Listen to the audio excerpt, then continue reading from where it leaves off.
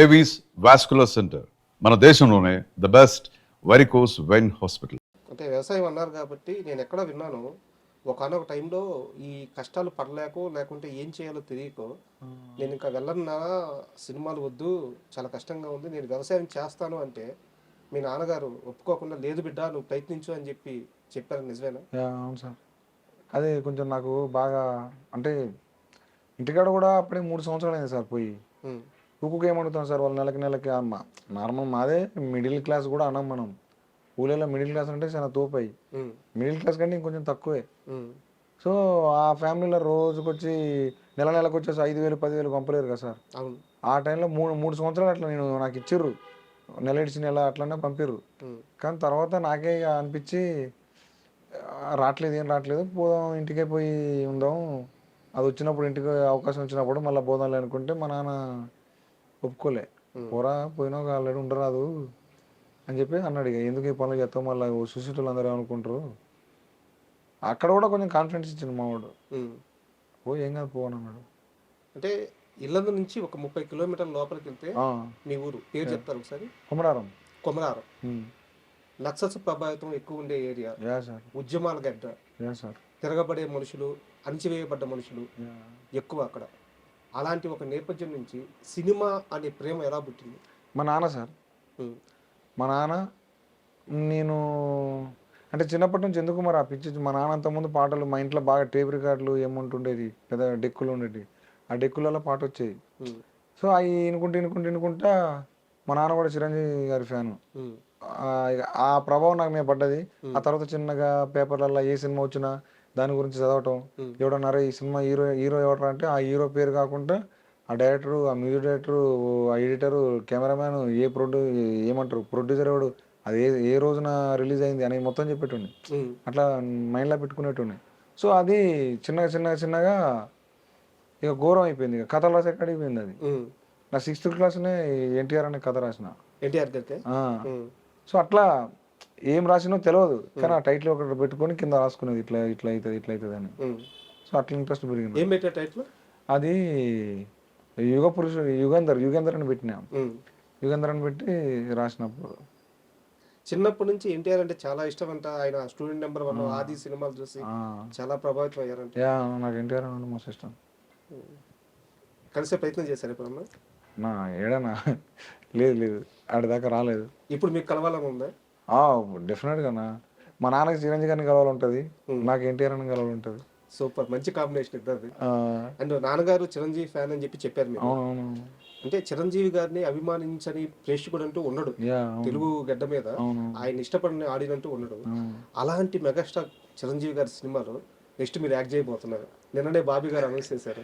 అదే అన్నదే. నాన్నగారికి చెప్పారు ఆ విషయం? చెప్పిన నాన్న చాలా హ్యాపీగా ఫీల్ అయ్యారు, నన్ను తీసుకుపోరా అన్నాడు. నేను ఒకసారి చూస్తారా చిరంజీవి గారిని అంటే సరే నాన్న చూద్దానన్నా అన్న చెప్పిండు, అన్న మాట ఇచ్చిండుగా. సో అది ఆ రోజు పిలిస్తే కనుక మనం పోదాంలే అని చెప్పినాను. అండ్ అమ్మ సాయిలు ప్రయాణం అంతా చాలా దారుణంగా జరిగిన రోజుల్లో ఇక్కడ మీరు బాధపడుతుంటే అక్కడ అమ్మ చాలా తీవ్రంగా బాధపడిన రోజులు ఉన్నాయంట. ఈరోజు అమ్మ ఆనందం ఎలా ఉంది? మాకు చెప్పుకోకుండా చాలా అంటే బయట వాళ్ళ మాటలు అవన్నీ మాకు చెప్పకపోయేది అనుకునేవి. చేను పనికి వచ్చేటోళ్ళు వాళ్ళు వీళ్ళు అనేటోళ్ళు కానీ అన్ని మనసులో పెట్టుకునేది సార్, ఎవరు చెప్పకపోయేది.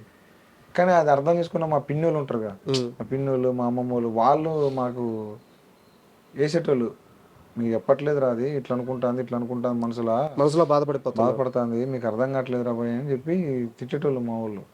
ఎందుకురా ఇది చక్కగా గవర్నమెంట్ జాబు ఏదో ఒకటి అదో ఇదో చేసుకునేదానికి ప్రైవేట్ జాబు ఎందుకురా తిట్టేటోళ్ళు. అది చాలా అంటే మా అమ్మ బాధ ఇక వర్ణతీతం సార్ అది.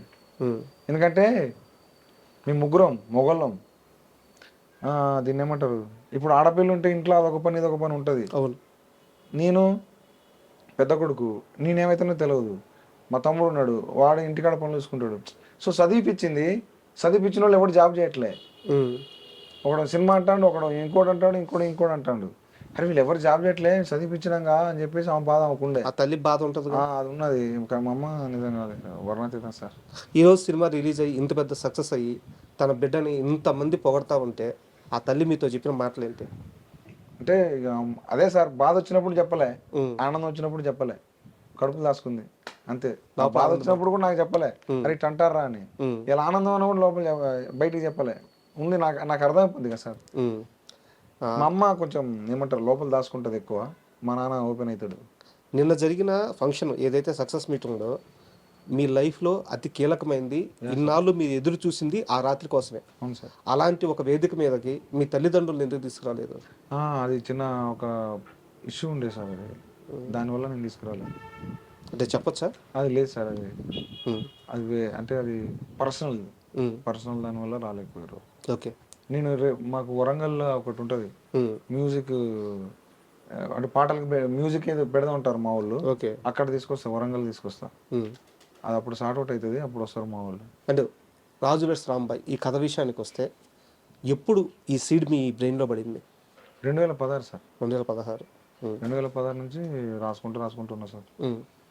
అది 2023కి ప్రొడక్షన్ ఓకే అయిపోయి వేరన్న ఈటీవీ వాళ్ళు వీళ్ళందరూ నాకు సపోర్ట్ ఇచ్చారు సార్ ప్రొడక్షన్గా. మీరు ఎలా అయితే డైరెక్టర్ అవ్వాలనుకున్నారో వేణుగుడుగుల గారు కూడా అలాగే చాలా కష్టాలు పడి డైరెక్టర్ అయ్యి తన సెన్సిబిలిటీస్తో ఈరోజు చాలా పెద్ద డైరెక్టర్ అయ్యారు. అలాంటి ఒక డైరెక్టర్ దగ్గరికి వచ్చి మీ దగ్గర ఉన్న ఆ పాయింట్ చెప్తున్నప్పుడు భయం అయిపోలేదా? అంటే ఏమన్నా తీసేసుకుంటారో, ఏమన్నా వాడుకుంటారో, ఇలాంటి భయాలు కానీ ఇప్పుడు ఏమనిపించలేదా? లేదు అనిపించలేదు. అంటే ఎందుకో నాకు అన్న చూస్తే నా ఊళ్ళో లెక్క అనిపించింది. అరే మనకు అన్నకు షేర్ చేసుకోవచ్చు అనిపించింది. టక్కున ఫోన్ చేసినా ఎమ్మటే పాయింట్ చెప్పిన అంతే. అన్నకు నచ్చింది, అన్న కూడా అది నచ్చింది రారా అన్నాడు ఎమ్మటే. తెలిసిపోతుంది సార్ మనుషులను బట్టి, ఆయన ఆ విలువలో ఉన్న మనిషి. సినిమాలను బట్టి. అంతకుముందు విరాటపురం రిలీజ్ అయినాక నీకు జరిగింది మన నీదినాథ్ ఒకే కథ సార్. అట్లాంటి మనిషి మరి ఇట్లాంటి పనులు ఎట్లా చేస్తారు? చేయరు కదా సార్. మీ అదృష్టం ఏందో తెలుసా, ఇండస్ట్రీలో ఎలాంటి మనిషిని పట్టుకోవాలో అలాంటి మనిషినే పట్టుకున్నారు. కాబట్టి ఈరోజు మీ సీడ్ ఏదైతే ఆ రాజు వెడ్స్ రాంబాయ్ అనే మీ ఆలోచన ఈరోజు మహావృక్షం అయిపోయింది. మీరు ఏ మాత్రం కాస్త రాంగ్ పర్సన్ వేరే పర్సన్ పట్టుకొని ఉన్నా ఈరోజు ఏమైపోయేదో తెలియదు. అదే షెడ్యూల్ పెట్టండి సార్, షెడ్యూల్ పెట్టండి. అండ్ మూవీలో చాలా సన్నివేశాలు చూస్తే ఊర్లో మన చుట్టూ జరిగినట్టు అనిపిస్తాయి అనమాట. ముఖ్యంగా అంటే సరదాగా తీసిన సీనే ఆ ఫోన్లో అన్ని ఫోల్డర్లు దాటి ఆ వీడియోలో ఫోల్డర్ వెళ్ళి దాచిపెట్టడం. మీ ఊర్లో నిజంగా జరిగింది ఇది? ఇప్పుడు మీకు జరుగుతుంది కదా సార్, అందరి దగ్గర జరుగుతుంది. అందరికి తలగాలని చెప్పి అది పెట్టుకున్నా, ఎందుకంటే అది ఒక నాస్టాలజీ ఫీలింగ్. దాన్ని మర్చిపోయాను, ఆ కార్బన్ సెల్లులు అవన్నీ. సో ఇయే కదా మనకి బ్యూటీ, ఒకసారి ఇవన్నీ గుర్తు చేద్దాం అని చెప్పేసి రాసుకున్నది సార్. అది వేణుగుడుగుల గారి విషయానికి వస్తే నిన్న సక్సెస్ మీట్లో సార్ మాట్లాడుతూ ఊరి నుంచి బయలుదేరేటప్పుడు ఫోన్ చేశాడు, హైదరాబాద్కి వచ్చినాక ఫోన్ చేశాడు, అన్నా రావచ్చా, రా సాయిలో అని చెప్పాను. ఆఫీస్ ముందుకు వచ్చి ఫోన్ చేశాడు, రా సాయిలో అని చెప్పాను. రిసెప్షన్ దగ్గరికి వచ్చి ఫోన్ చేస్తున్నాడు అని చెప్పి సార్ చెప్తూ మీ గురించి చెప్తూ ఏడ్ చేశారు సార్. మీరు వెనక్కి వెళ్ళి ఏడ్ చేస్తూ ఉన్నారు. అసలు ఎందుకు అన్నిసార్లు అడిగారు? అంతకుముందు ఎన్ని రిజెక్షన్స్ ఫేస్ చేశారు? గేట్ బయట కూడా ఎదురు చూసుకుంటూ ఒక కార్ వస్తే, ఆ కార్లో ఒక మనిషి వస్తే మనకు కావాల్సిన మనిషి వస్తారని చెప్పి ఎదురు చూస్తున్న రోజులున్నాయి సార్. అంటే ఒక లిఫ్ట్ ఎక్కి ఆ నెంబర్, ఆ లిఫ్ట్లో నెంబర్, ఆ ఫ్లోర్ నెంబర్ కొట్టి దాని పోవటం కూడా చాలా పెద్ద టాస్క్ సార్ అది. అట్లాంటి దాంట్లో నేను అట్లనే ఉన్నా సార్. ప్రతిసారి భయపెట్టేటోళ్ళు, ఏ అట్లా వస్తావు, ఇట్లా రావద్దు కదా, వెళ్ళు అని చెప్పేటోళ్ళు. ఎందుకు వస్తాను, ఎన్నిసార్లు చెప్పాలా అంటే అంత దాంట్లో నుంచి ఇక్కడ కూడా ఇంతేనేమో అనుకున్నా సార్. సార్ దగ్గర కూడా అన్న కూడా ఇట్లనే రావాలనేమో, ఇట్లనే అంటే అనిపించింది సార్. ఇక ఇట్లనే నాకు అదే ఫస్ట్ నుంచి నాకు అదే అలవాటు అయింది. కొంచెం భయపడుకుంటా పోవటం, భయపడుకుంటూ అడగటం, భయపడుకుంటూ మాట్లాడడం. సో అన్నకాడ కూడా అట్లనే చేసిన. కానీ అన్న వేరే మనిషి, అందరి లెక్క మనిషి కాదు. సో అన్న వేణుగారి దగ్గరికి రాకముందు ఈ కథని ఇంకెవరి దగ్గరికైనా తీసుకెళ్ళి చెప్పండి సార్. పేర్లు చెప్పొచ్చా? అయ్యి వదిలేదు సార్, పేర్లు వదిలేదు సార్. సో ప్రొడక్షన్ హౌస్ చుట్టూ తిరిగారు? తిరిగాను సార్. 2018 నుంచి తిరిగాను. 16, 17 రాసుకుంటే 18 నుంచి స్టార్ట్ చేసిన. ఇక చిన్న ప్రొడక్షన్ ఉన్నాయి, టీవీ ఛానల్, యూట్యూబ్ ఛానల్స్ ఉంటాయి కొన్ని, వాళ్ళకి అడిగిపెట్టుని వాళ్ళు సినిమాలు చేస్తారు అనేటోళ్ళు, అడిగిపెట్టుని తిరిగేటోని. ఇక అట్లా ఆడ కూడా అది లేదు, ఇది లేదు, అది లేదు, ఇది లేదు అనేటోళ్ళు. కొంతమంది క్లైమాక్స్ భయపడిపోయేటోళ్ళు, అమ్మ ఈ క్లైమాక్స్ ఏంటి ఇట్లుందని అంటే, లేదు సార్ ఇదే నేను రాసుకున్నది, ఇదే మంచిగా ఉంటుంది సార్ అని చెప్పేటోని. సో అట్లా రిజెక్షన్స్ అయిపోయినాయి, అన్నీ అయిపోయినాయి. ఎప్పుడు బాధ లేదా? బొచ్చడు సార్లు బాధ అనిపించింది సార్, మస్తు బాధ అనిపించింది.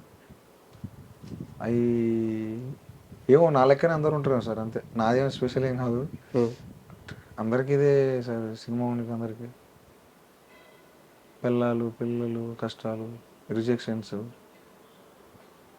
ఏమో ఇక మన ఆశ అది, మన ఆశ అవన్నీ వదిలిపెట్టుకొని అవన్నీ పక్కన పెట్టుకొని దీని ఒక్కదాని కోసం ఇన్ని. మిమ్మల్ని ఇంటర్వ్యూ చేయాలని ఫిక్స్ అయిన తర్వాత కాస్త బ్యాక్గ్రౌండ్ వర్క్ చేశాను మీ గురించి. యా. అయితే నాకు తెలిసింది ఏంటంటే, ఇన్నేళ్ల సినీ ప్రయాణంలో సాయిలు ఏడ్చింది అవకాశాలు లేక కాదు, అన్నం లేక కాదు, ఆకలితో కాదు, చుట్టూ ఉండే మనుషుల వల్ల ఏడ్చాడు. అంటే ఒక ఊరి నేపథ్యం నుంచి వచ్చి ఒక మట్టి మనిషి ఎలా ఉంటాడో తను స్వతహాగా అలాగే ఉన్నాడు చాలా దగ్గరలా. కానీ ఈ సినిమా ఇండస్ట్రీలో ఉండే ఆ టెర్మినాలజీ కానీ, ఆ ఓడింగ్స్ కానీ, వాళ్ళు మాట్లాడే మాటలు కానీ, వాళ్ళు చూసే చిన్న చూపులు కానీ, దీనివల్లే సాయిలు చాలాసార్లు బాధపడ్డారని మీ చుట్టూ తిరిగిన వాళ్ళే చెప్పారు. నిజమా?